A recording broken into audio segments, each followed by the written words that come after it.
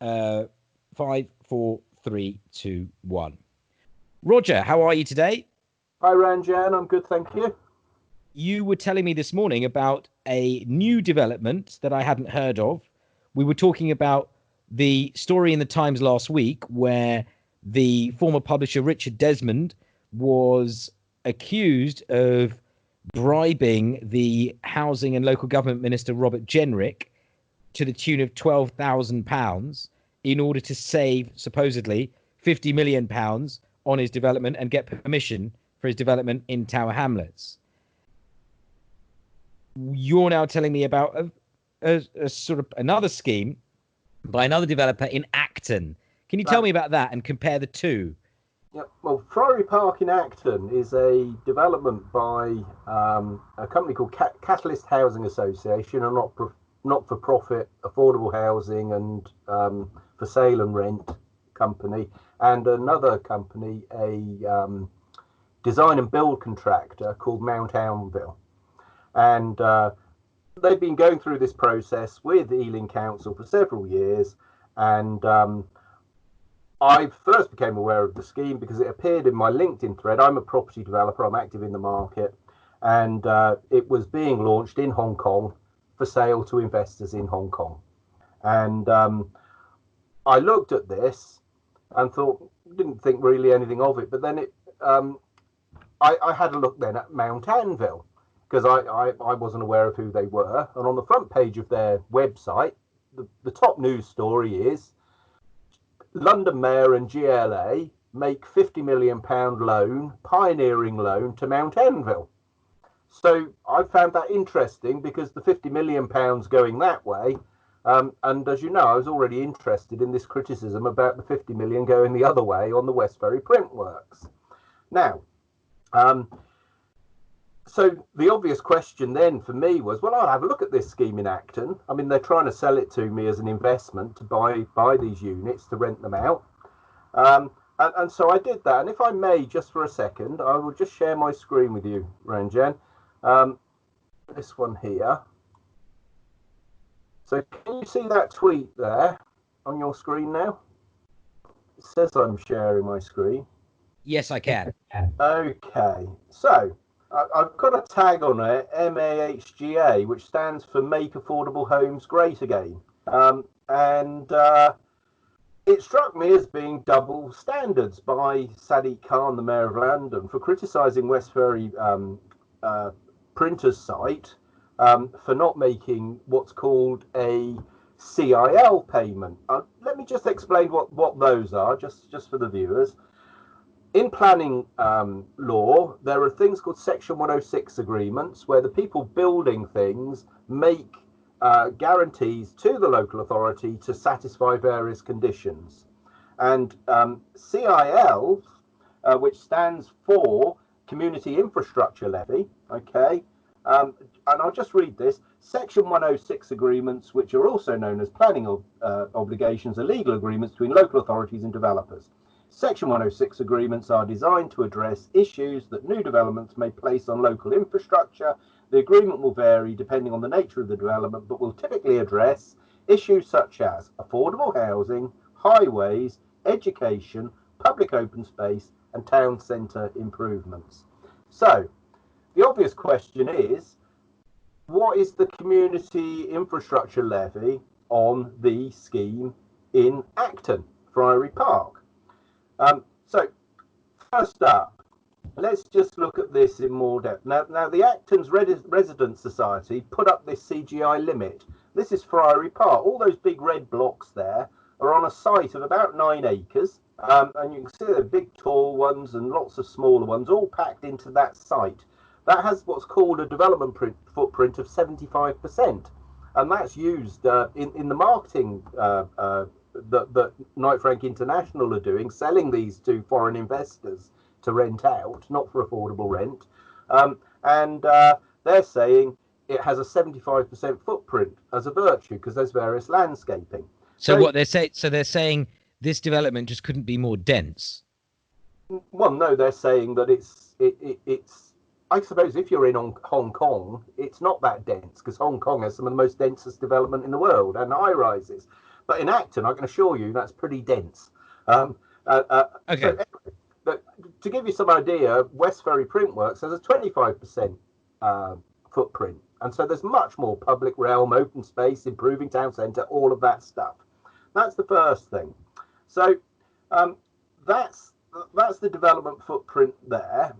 This here is the Westferry Printing Works. You can see they're quite tall buildings, but you can see there's lots more space around the buildings, public open space, etc.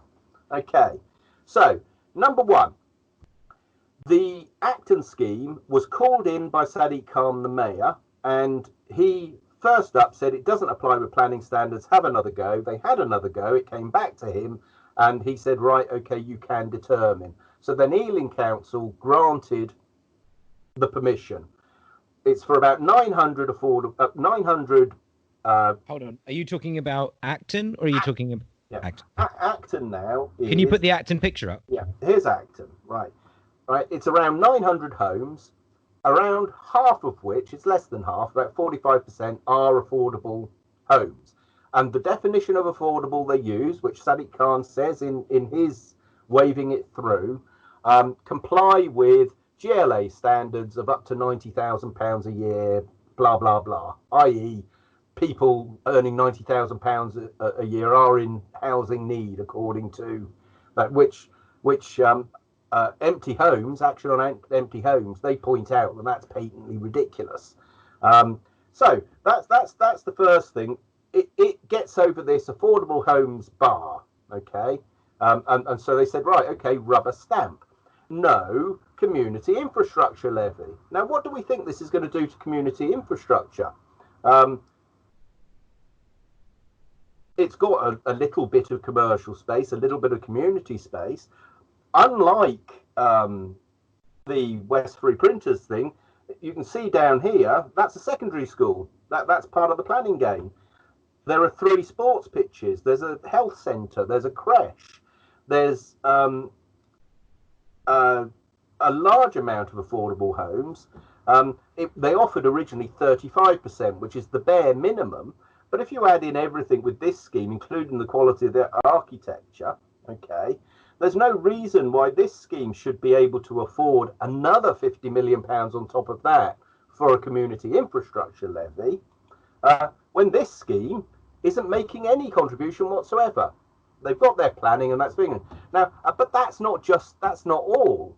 The thing that I just mentioned, which really piqued my attention, was Mount Anville said, we've just agreed this loan and the mayor's lending us 50 million quid. So I went on the company's house and read the agreement, and Mount Anville, as I say, are what's known as a design and build management contractor, and so they have a commercial interest in this scheme in Acton, along with the people who own the land. That's the housing association, and what's sauce for the goose should be sauce for the gander. Which brings me to my final point. Why am I interested?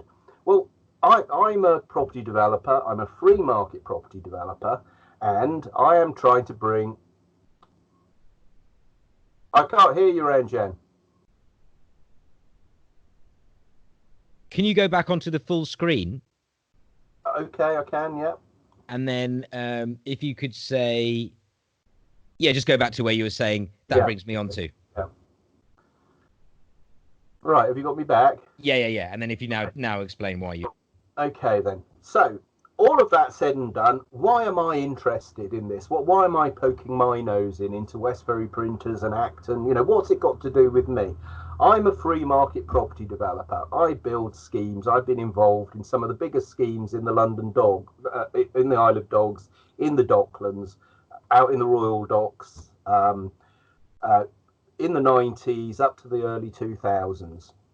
I'm now coming back to get involved again because I've identified a huge market gap for affordable homes for sale to people on average London salaries, not your £90,000 a year sort of made up housing need that the mayor pushes, but key worker type salaries, teachers, firemen,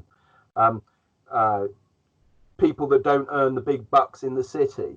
And average salaries in the band of 25,000 up to 45,000 on the scheme for Westferry printers. There's a very nice diagram, and it shows in the different wards what the average salaries are. And I've discussed this with other people who are involved in looking to provide affordable housing. And clearly, there is a preference for a lot of people. They'd rather own their own home. And so building affordable. Now, in Sadiq Khan planning game world, there's a thing called intermediate affordable housing. And these are ones that they sell on shared ownership with the government scheme for part ownership. Now, the simple fact is that if you compare these two schemes side by side, to my eyes, you have a private developer with skin in the game. That's Northern and Shell PLC, which is a privately owned company in which Richard Desmond is obviously a major shareholder, but he's an entrepreneur and a free market guy, right?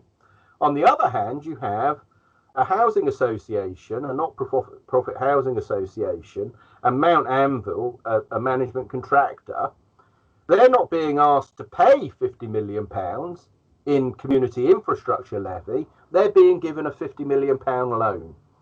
There's something not wrong with that if you're a free market guy. How am I going to compete to build my affordable homes when people serving up substandard development, okay, are handed mates rates loans?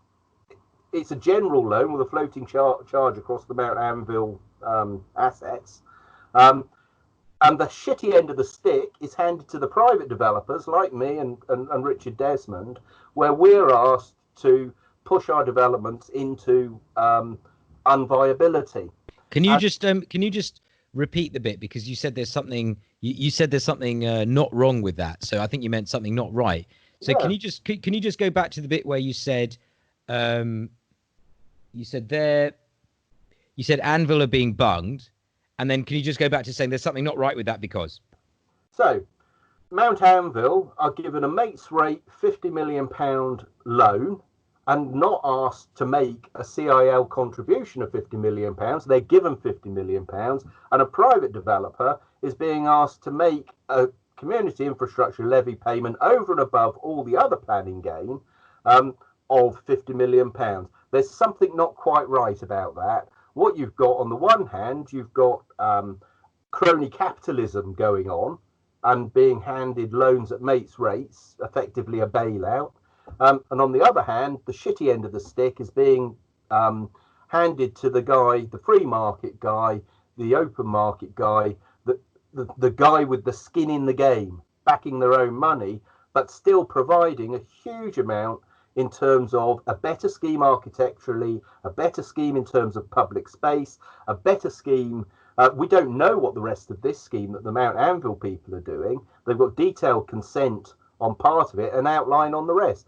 They've been given a free rein to go and sell ahead a bunch of these places in Hong Kong, where they launched it.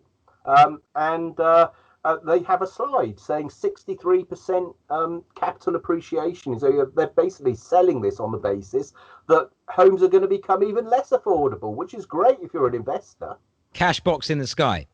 A cash box in the sky, exactly. And this is the exact point which the Empty Homes project made. At Empty Homes on Twitter, you look and they've produced a report criticising the number of these investments held offshore that remain empty, and it's scandalous. That's my point. So that's why I'm interested, because I've got to negotiate with these people and I want an even playing field, and this ain't it. I spoke to someone earlier on today about this thing, which, you know, I'm only just getting my head around. And what she said was, I thought she'd just sort of, I mean, anything against Sadiq Khan, she's up for. But I said, yeah, so, you know, you're always saying how there's a housing problem. Her answer was, yeah, no, but I don't want any more development. And I said, what do you want? She says, she basically is against brown people being anywhere. So I was like, oh, okay, fine. So I mean, my opinion is this: I suppose the city is growing, and there aren't enough places for people to live, and people are being forced to leave London, even though they're working in London or they've got family here, and this is a huge problem. So the shall we say the Labour Party, or what would pass for the left end of the spectrum, either wants big projects or not. And either it says we're doing the entire project ourselves, which it probably lacks the expertise to do, or we will get people to do it because we've asked them to, or, as you said, people will say that they want to do them. And if somebody says they want to do them and they follow all the rules, then I think what you're saying is, why should they then have to put up with other obstacles? What you have to have is people in unfettered competition, whereby if they cock up, they go broke. It's as simple as that. But in a question of housing need, okay, you don't solve the problem of substandard housing and housing need by serving up what is overdevelopment. Acton is overdevelopment, and they're asking people, 60% of these affordables are at the minimum requirement for space standards, according to the general planning guidance. Okay, people who are being moved out, and they have no choice about moving out, are saying, well, how do we know we can move back in? They're being put in temporary accommodation in the meantime. This is an open-ended thing. They're saying this won't be finished until 2027. Okay, it's outlined, the later phases.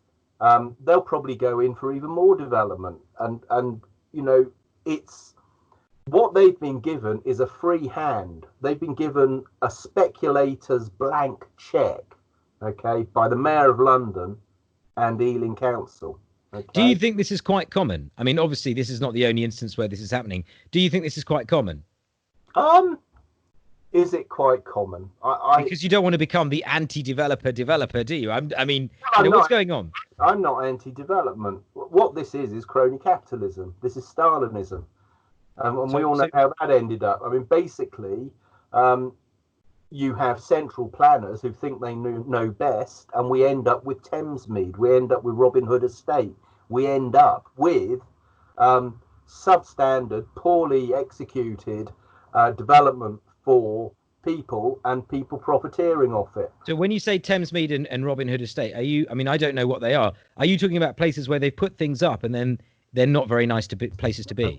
Quite a few of them aren't there anymore. I went to when I lived in London, one of my friends actually organised what they called the blowdown of 3 blocks that were built in Hackney that were substandard. And there was a big picnic. We all had a big party with all the residents. Really, and they just went down. Oh, they blew them up, yeah, to redevelop. Now, I mean, that's going back now to the late 90s, On my tweet storm on this, I've actually put a link to Russell Brand's film, The Emperor's New Clothes. And in there, part of that film is about a privately held estate in London, not dissimilar to this, owned by, it was the richest MP in Parliament at the time, happened to be a Tory.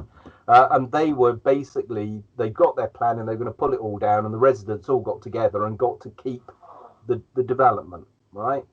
And the answer to the planning and housing problems that there are in London is not centralised bad planning and crony capitalism. And, this is a prime example of what my point was to Mayor John Biggs at Tower Hamlets. There are bad schemes and there are valid criticisms to be made of them. But Westferry PRINTWORKS is not one of them. It's a good scheme. And if you're going to have this argument, you need to have it where you've got the proper ground, and you haven't got it there. Here we have Acton, okay, and this is the one where the activists are absolutely right. This is not appropriate. It's not done proper public consultation. The paperwork, if Robert Jenrick called this in and looked through the paperwork, there would be justified criticisms. I've read Jenrick's decision on Westferry printers, and it's very well reasoned, very well argued. And it is a matter of opinion, some of the things. The planning inspector that did the public inquiry had one opinion. It's okay to have a different opinion, but the opinion hasn't been sought on this. Okay, what you've got is a Labour MP, a Labour council, okay, a Labour mayor of London, actually supporting a quasi-government housing association. Okay, a lot of these housing associations pretend to be private, but if you look at their roots, it's nothing of the sort. Okay, and then you've got the Greater London Authority making a mates race deal to. So you're saying it's like a political housing association in a way? I mean, all housing associations are political to a certain extent. It is a political question. I happen to agree that it's a political question that should be addressed, and it is a problem. So I agree with the empty homes people. That's who I agree with, right?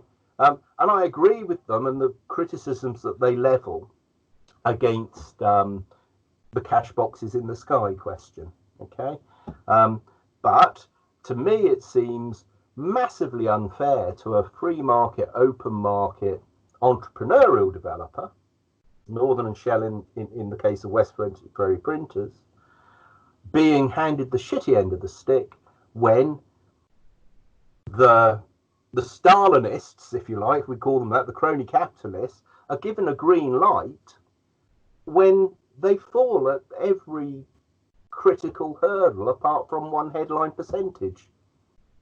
You know what this slightly reminds me of, and obviously this is a bit naughty, but because it's Tower Hamlets, you've heard of George Lansbury. Yeah.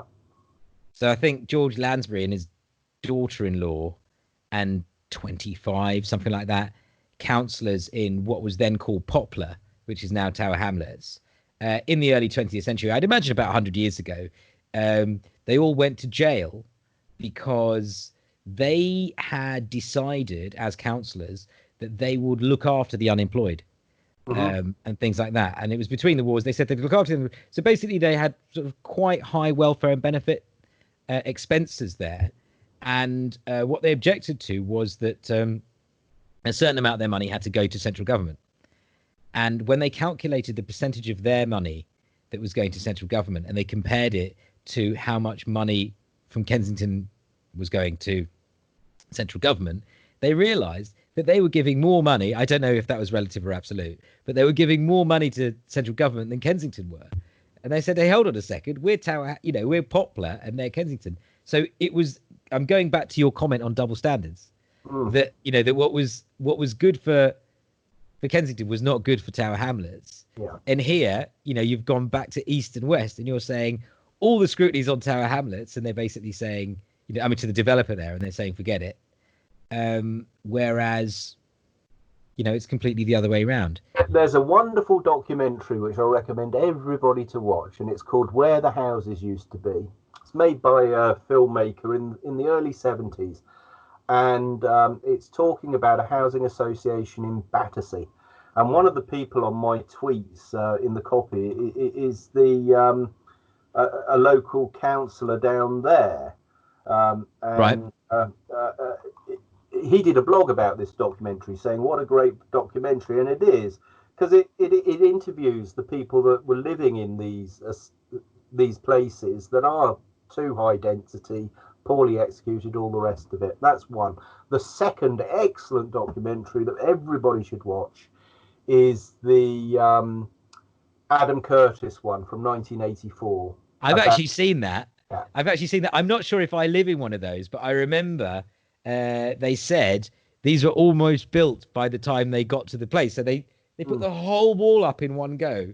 And the other one... That's a new thing that I'm heavily into, which is modern methods of construction, modular building, okay?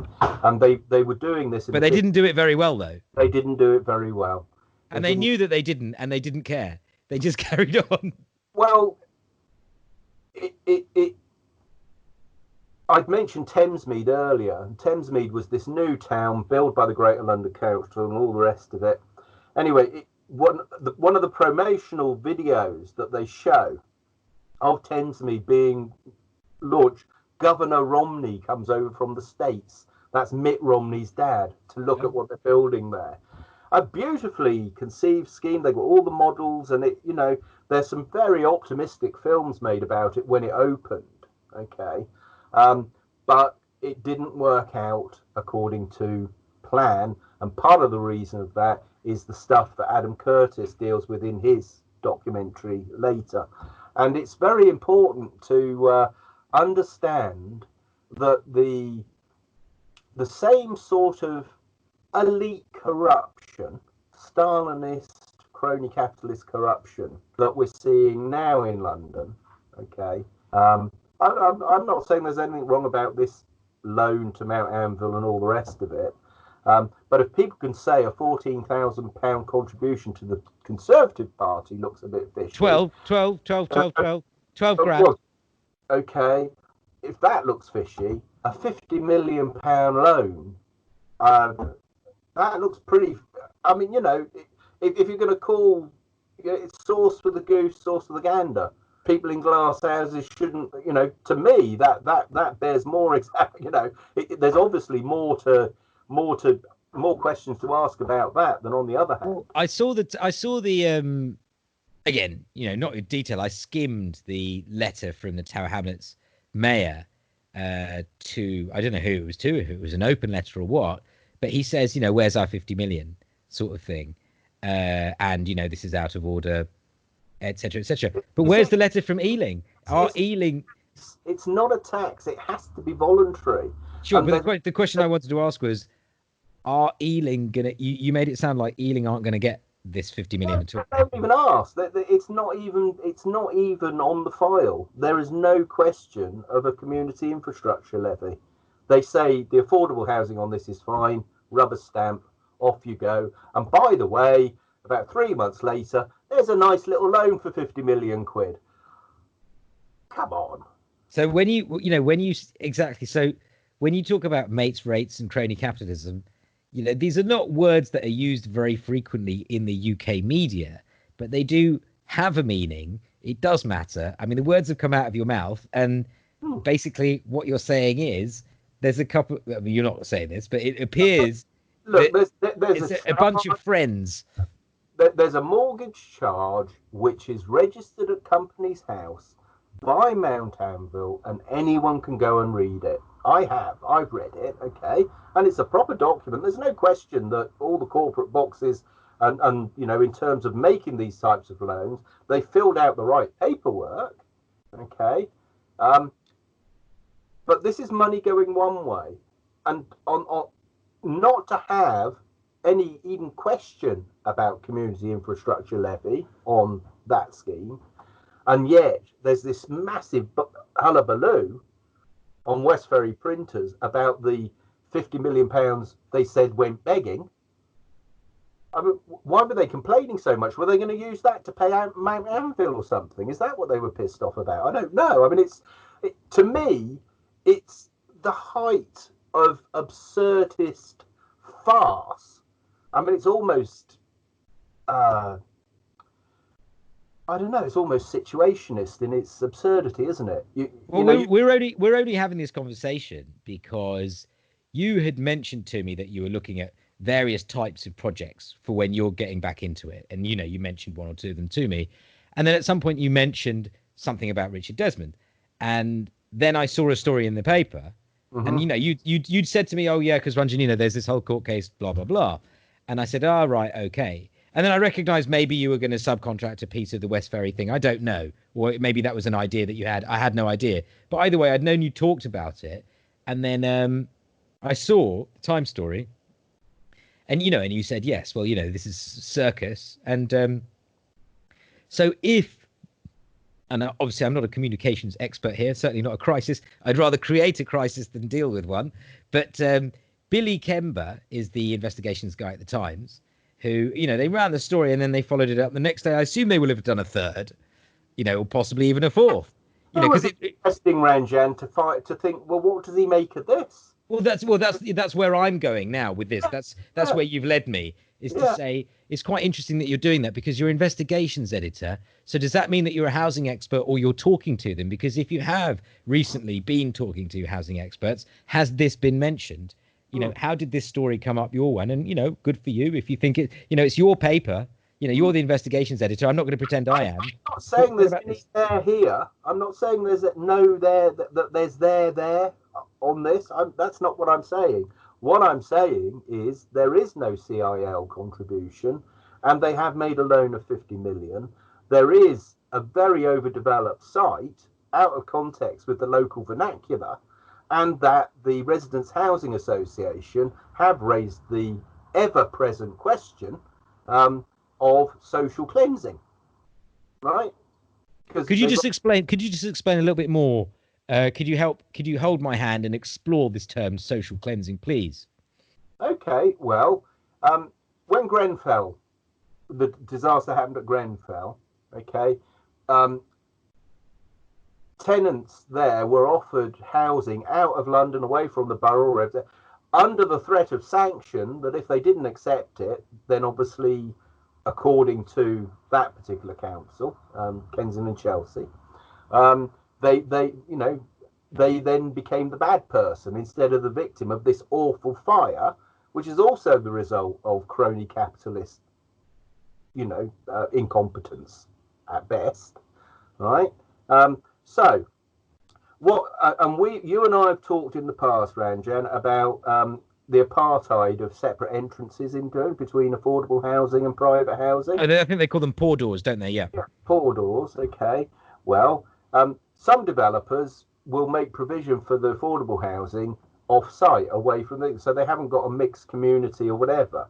Now, when you've got a larger scheme and you're doing this buzzword now, placemaking, when you're placemaking, you're actually trying to create a full-on community, a socio-economic structure that works, where there's synergies. It's like an ecology, a human ecology, right?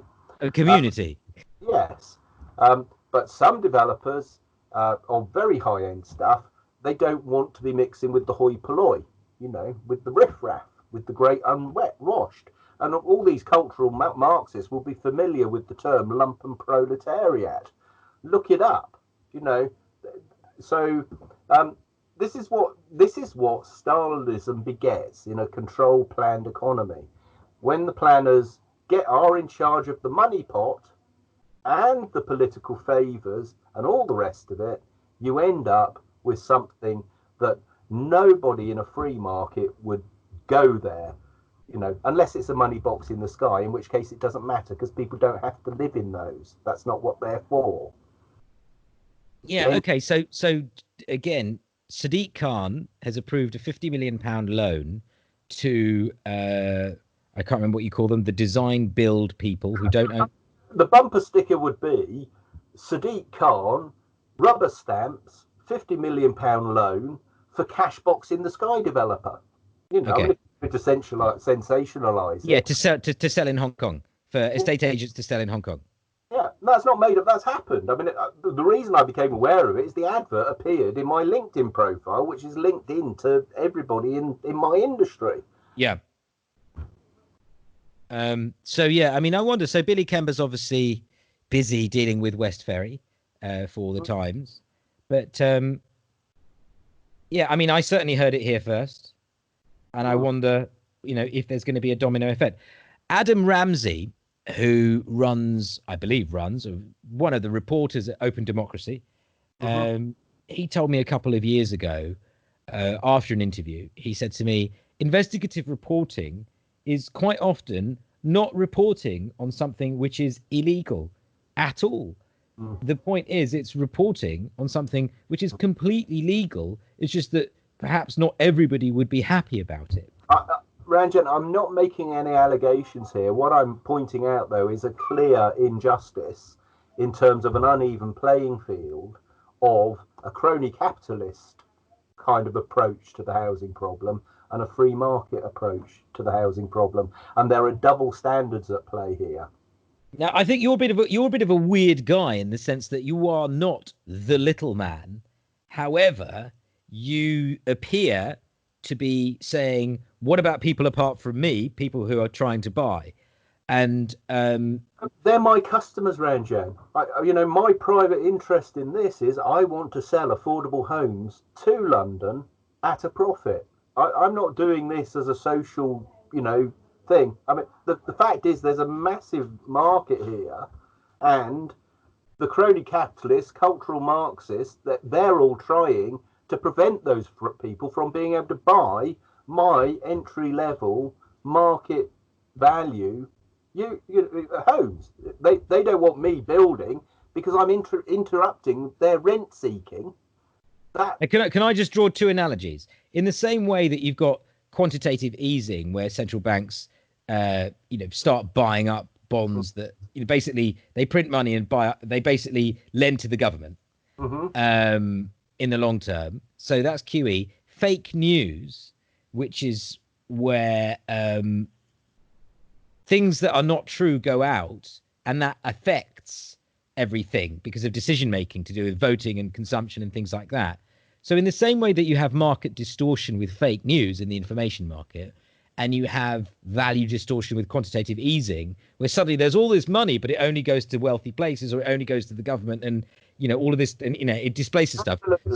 So there's a form of that going on in this conversation. So can you just draw that analogy, please? It is a misallocation of capital. In the same way you get a misallocation of credit when people are loaned money to buy back stock, say, for instance, which then drives up stock prices and stops proper price signals being given. The price signal that I'm given from the market is there are a whole bunch of people. The average first-time buyer in London has to save up a deposit of £139,000 and they're 39 years of age, right? When I was coming out of university, okay, I was able to buy my first home with my ex-wife, okay, in 1992 or 3, I think it was. Flat 51C Common Road, Clapham Junction. Okay, cost us 85 grand. We were loaned the deposit by my ex-wife's law firm, where she did become a partner in the end, but she was an article clerk then. They loaned us the 5% deposit. We were able to get a mortgage, and that was it. And we thought it was a fortune, right? But we were able to do it. And lots of my friends were able to do that, and lots of people in regular jobs were able to do that too, right? That was possible then. Yeah. And that, that what is it, 30 years ago now or whatever. Yeah. But it's just, so I've got this huge market signal. Someone might be 29 and they've saved half of that deposit already. I want to sell them a house. I want to sell them a home, right? And okay, there is the Help to Buy scheme where the government will put in for part of the share and all the rest of it. If my customers require that, then obviously I'm quite happy to meet with them. But I don't want to force them to have to remain renting. And a big part of the solution that central government has come up with is saying we're going to do this build to rent thing.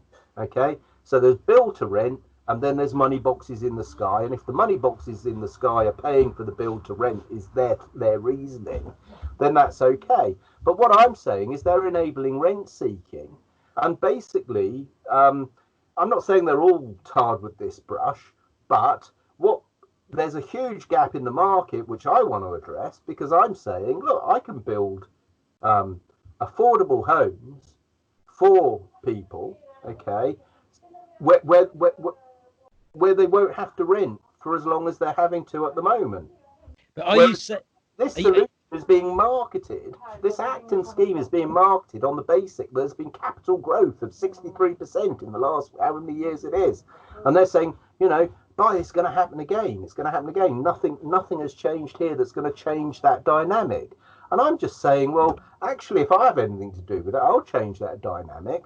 But I can't bid competitively for land where the Mayor of London is basically implementing Stalinist, crony capitalist policies. You mean when you say that, you mean it's non-market friendly? He's doing favors to people. He's helping make things happen that would never normally happen. Effectively, it's a mispricing and a bad signal in the market. It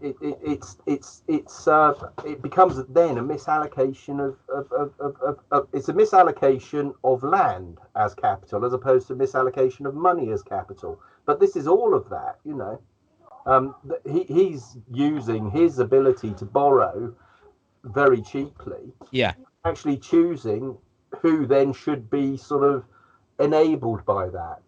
So it's not, you know, he's not enabling an open market developer here. So what should he be doing? Resigning. Oh, come on. I mean policy. Keep it clean, Rog. What he should be doing, okay. I know that you don't have a high opinion of any particular politician, so don't worry. I'm saying, what should they be doing? You don't have to give me one answer. You can give me a range, a degree of flexibility. What could they do that's better? Well, basically, they should be doing what it says on the tin. I mean, there's a list here, which I just read to you, you know. Section 106s and community infrastructure levies address such issues as affordable housing, highways, education, public open space, and town centre improvements. Well, if they were doing what they said on the tin, and everybody was being judged by the same standard, that would be fine, right? Yeah. I'm saying follow the rules. It's, you know, what it is one rule for this type of person, you know, these are the people we approve of, and another type of rule for these people over here, the private market guys, in which they don't approve of, and they say no, we'll hold them to a higher standard. So it sounds like you're saying Richard Desmond in this case is bending over backwards to make this place or this development as nice as he possibly can, you know, ticking all the boxes, and he's being told it's not good enough. Whereas to do that. No, sure. I'm not saying he doesn't want to. I'm saying he's doing all of these things and is being told, okay, however much you've sunk into this, just forget it. And then the others are basically not being scrutinized at all. Exactly. The bending of the rules that's going on here, if you put the two schemes side by side, is inactive, right? And to me, I say, well, actually, if there's any there's there. It's not at Westferry Printers. But, you know, I mean, I don't give a toss about Westferry Printers. I mean, you know, Richard Desmond's big enough, ugly enough to look after himself. What I care about is I'm a free market developer. I want to build large schemes. I want to address my market and build for my customers, okay? And when the mis-signaling and mispricing is going on because the rules are being bent in favour just to perpetuate a situation which has already got whacked out of line with what the market is really demanding, you know, a free market is, you know, actually provides what the customer wants, and the customer wants an affordable place built to an acceptable, affordable standard, delivered on time and on budget, okay, and they want to have a choice. You know how people talk about Huawei sometimes and 5G. I saw on the front page of the Times last week, I think, something about, we're going to have some sort of a takeover committee operating, which, you know, quite clearly doesn't. But they're saying we're going to have to do something to guard against Chinese takeover of UK firms. You know, obviously, you know, the French have taken the electricity, the trains, all of these other things. You know, there's a lot of foreign involvement, you know, in the gas, in the electricity, in the networks, and all of these different things. But they said, we're going to have to be very careful about the Chinese taking over stuff. Now, whatever you think about that, it's, you know, a strategy that's being used to talk about something. But what about cash boxes in the sky? Is there anything to protect? Because, you know, if we're talking about affordable housing and getting more people into housing, so they can, you know, work in London and things like that. Boxes in the sky, they've tried to address it by putting the stamp duty up on that type of purchase. Okay. The point is that those people want that cash box to protect themselves from exactly the sort of implicit corruption going on, you know, in terms of in other countries, £50 million loans to any Tom, Dick, and Harry, right? No, now, I'm not following you. Did you say those people who want to buy those flats are trying to protect themselves from corruption in other countries? Is that what you mean? Right. Okay. Absolutely, yeah. And it's been going on since. I mean, the first crop of this all. So there's nothing wrong with that. Well, well, actually, or it has a consequence. When you have chronic housing shortage and massive price rises because of a shortage of stock, you don't enable selling much needed stock. It's not like selling a surplus in a market where you need that foreign exchange or something. You know, that's not the particular type of Kansas we're in. Is it a bit like a developing country which doesn't have enough food selling its best crops off to California and London? Absolutely, that's exactly what it's like. Yeah, that's a very good analogy. Yeah, I mean, I wonder how to get this message across, because it's not a taboo subject, but it's not exactly encouraged conversation, is it? I mean, lots of people wouldn't have put two and two together here because, one, they wouldn't have got offered the investments that are being sold in Hong Kong. They just wouldn't know. Two, they wouldn't then be interested enough to say, oh, well, who's building that? What are they building? Because I'm a student of property development.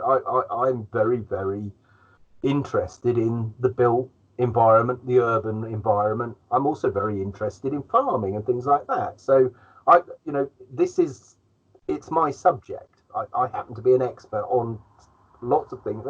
My degree is in something called urban estate management and valuation. I mean, I am an expert. I'm a chartered surveyor, and I mean, I've got qualifications. I've got a certificate. Like my mum said, he's got a certificate. So but the point. I suspect you may also have vast experience. I've got quite a lot of experience too. Right. But the point is that so I saw it's just the number of paths are all at my crossroads at the moment, because I'm very. So you picked up on it, yeah. I'm about to invest 100 million quid into London. Of course, I'm interested. I've got to look after my investors' capital, and I've got to know, right, where the risks lie, and there are always political risks and what have you, right? So if you can't be having a huge delay, can you, and things like that. I sit down with my shareholders and I say, right, let's buy that without planning, right? Because we can do what we want to do, but I can't sit down and look them in the eye and say we can buy that without planning, because the planning going to be okay. Is clear that there's clarity, right? Because it's not. It's you could possibly say, well, the partner is such and such, a housing association, say, or a design and build contractor, say, that has the ear of the mayor. So, well, if we did it with them, then there's less risk. Now, okay, so just again, because for those of us who are easily lost, that need our hands held, with a degree of sensationalism on my part, I'm going to say that you're talking about. I mean, I know you've used the words mates rates, and cronyism, but you're talking about.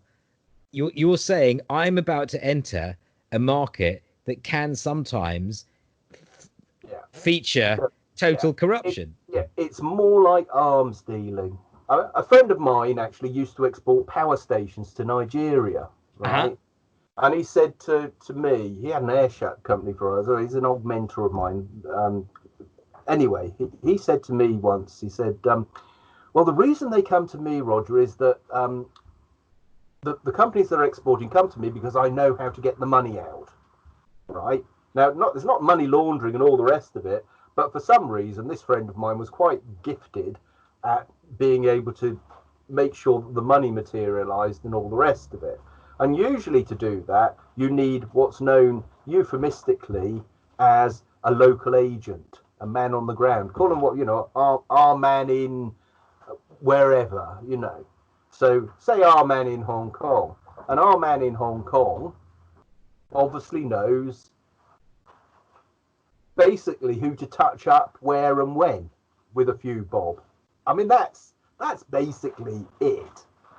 So whether it's political favours or whatever, so that's what Jenrick and Richard Desmond are accused of doing, right? Well, actually, our man in Acton seems to have had a bit of a result here. You know, do you see what I mean? I mean, that it's like Banana Republic, you know? That it just, you know, call it what you will, but this investigative reporter and all the rest of it, if he reckons that over there looks more, there's a possibility of bias in there, which is all that's been admitted in the High Court. Yeah, by Jenrick, yeah. Except no, wasn't no, I think it wasn't even that. I think he said there's a possibility that there could be a perception of bias. Yeah. He never, because I mean, the woman who I spoke to this morning said he admitted it was biased, and I said I think he actually said he could see how some people might say that. I don't think. I mean, he's a lawyer. He's not going to say, "Oh yeah, I might have been biased." Well, that's right. But you know, I'd just be really interested to see what the guy makes of this. A £50 million loan, and you look at the development, which is just nowhere near ticking all the boxes that Westferry. You know, if he thinks that looks like there's a possibility of the appearance of bias here, what the fuck do you call that? You know, do you have to run it up a flagpole or something? Mm. I mean, it sure as hell don't look great. I'm sure it's all perfectly, but you know, I think they should be asked to explain. Yeah. Well, thank you very much, Roger. Let's see if the likes of Inside Housing or the Times or some of the campaigners in either Acton or Tower Hamlets or the Empty Homes organisation pick up on any of what you've been saying. Out to Empty Homes, ring me up. I want you guys to succeed. I'm not the enemy. I'm not the enemy. You know, we're on the same side, just slightly different positions, shall we say. Yeah. Brilliant. Okay, well, thanks a lot, Roger. Yeah, all the best. All right, and Jan, cheers, mate. Take care. Bye. Bye.